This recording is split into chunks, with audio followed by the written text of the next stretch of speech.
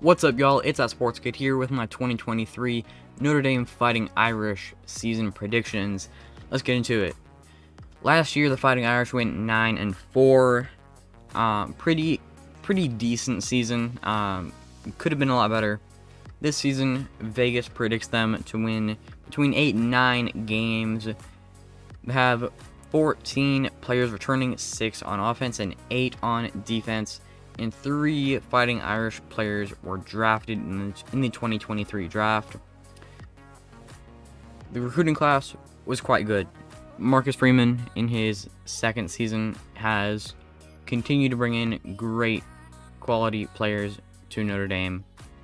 Could be argued that it's just the Notre Dame name, but he's probably a factor.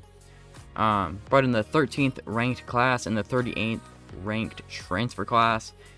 19 4-stars and 4 3-stars made up this year's freshman class. Charles, I'm not great with names. Jagusa, probably butchered that. He is from Illinois, the number 1 player from Illinois, a top 50 player nationally, and he's 6'6". Plays offensive tackle. Great player.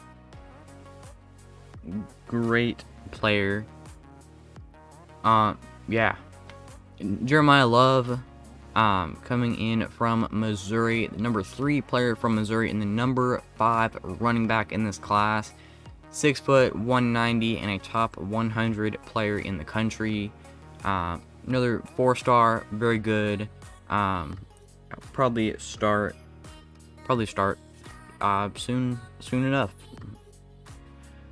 Braylon James is another 4-star.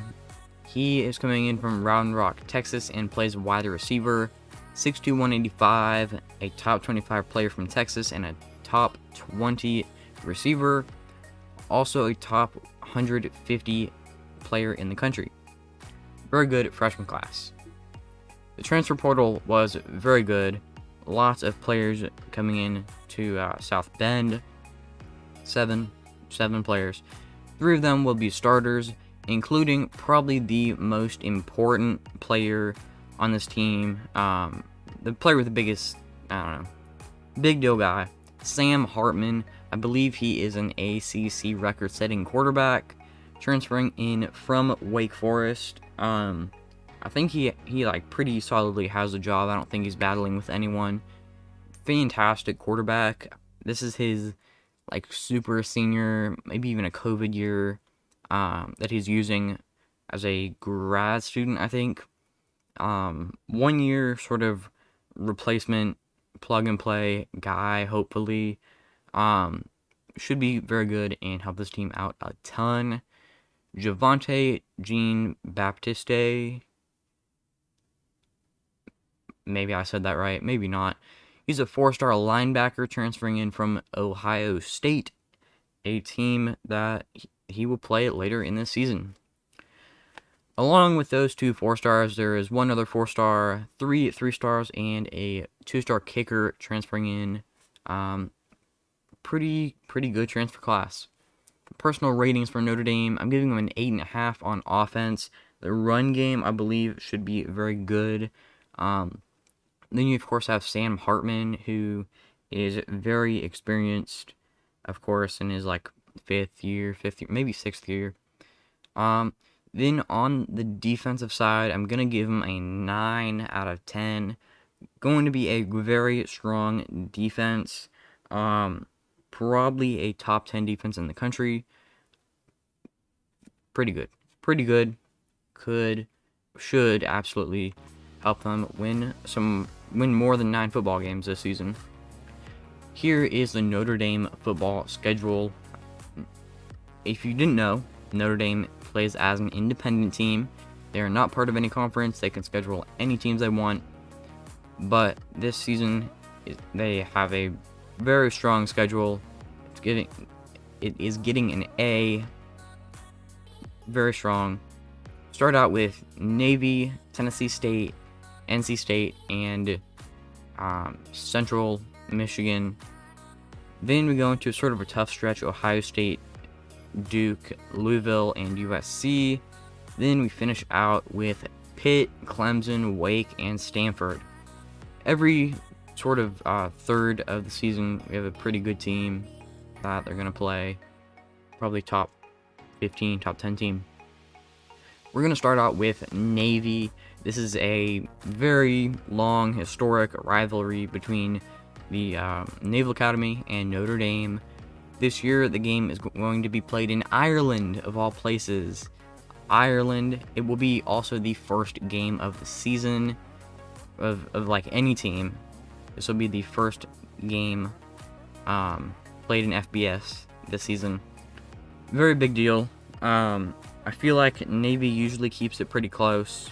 It's always a good game to watch. I'll absolutely be watching it because it'll be the first game of the season, and two pretty decent teams. Notre Dame is good. Navy's decent. And rivalries are always fun. I do think the Fighting Irish are going to get a win there in Ireland, of all places. The Irish in Ireland. Yeah, they should start 1-0, definitely. Then they play Tennessee State, an FCS team. Should be a big win. Probably no competition, just absolute obliterating. Then we have on the road in, and I'm bad, they're like 4 teams all right next to each other: UNC, NC State, Duke, and Wake. I'm gonna say Durham, but I know that's wrong. On the road at NC State, I am gonna say this will be a close win. This is one of their 6 ACC games. Could argue they play an ACC schedule, but only 6 instead of 8 conference games. Anyway, on the road, NC State is declining a little bit, and I think Notre Dame could get a win on the road in their 3rd game of the season. Next up, game 4, we have Central Michigan. It should be a blowout win. Central Michigan is a MAC team. They aren't great, honestly. My favorite MAC team, but they aren't any good, and they should be a blowout. Next up, we have Ohio State. The biggest, well, maybe the 2nd biggest game of the season for Notre Dame. At home, last year's on the road. Very good game last year, and I'm sure they're trying to make it a good game again in the 5th week of the season. I am going to say it'll be a close loss, even though it's at home. There's a lot of new talent, I guess, new players on both teams, really. But I think Notre Dame probably not going to pull off that upset versus likely a top 5 Ohio State team. Love to give it to them. I hate Ohio State, but I am going to say it'll be a loss. Next up, we have Duke. Duke has been bad historically, but Mike Elko is there as their new head coach, and he's trying to turn things around on the road in somewhere North Carolina. I think it's Durham. Anyway, on the road there, I don't think that should be too tricky of a game. I could see Duke maybe making it close, but I think Notre Dame in the end should get a solid victory over the Blue Devils. Next up, another road game against an ACC team. It'll be at Louisville. Pretty close schools, actually. Relatively close. Should be another close win-ish for Notre Dame. They go on the road for the 2nd week in a row. But Louisville is not a fantastic team this year, and Notre Dame should get the job done. Could be a tricky game, maybe a little bit closer, 10-point-ish game, but I think Notre Dame should get a win there. Next up, we have the old historic Notre Dame USC rivalry. Good old Southern Cal. They are fighting for a Pac-12 championship shot.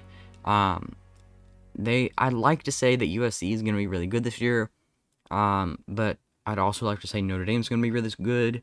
really good, but they're never as good as they are on paper, honestly. We'll have to see. We'll have to see. Right now, I'm gonna say it'll be a close loss. Notre Dame probably their second loss of the season. 6-2, not bad. Relatively strong schedule, I guess. At home, I know at home for Southern Cal, but I think Southern Cal should get the job done. Next week, we have the Pitt Panthers. I'm going to say it'll be a toss-up. Pitt is a sneaky ACC team. They won 9 games last year, and no one is talking about them. I'm pretty sure they return a lot of players, but it could be a tricky toss-up. Maybe catch them off guard after a Southern Cal loss. I think Notre Dame, on paper, without any injuries, should win this game. But by this point in the season, there could be injuries with big positions on either team, but I don't know. I think Notre Dame should win that, but Pitt could be a tricky foe.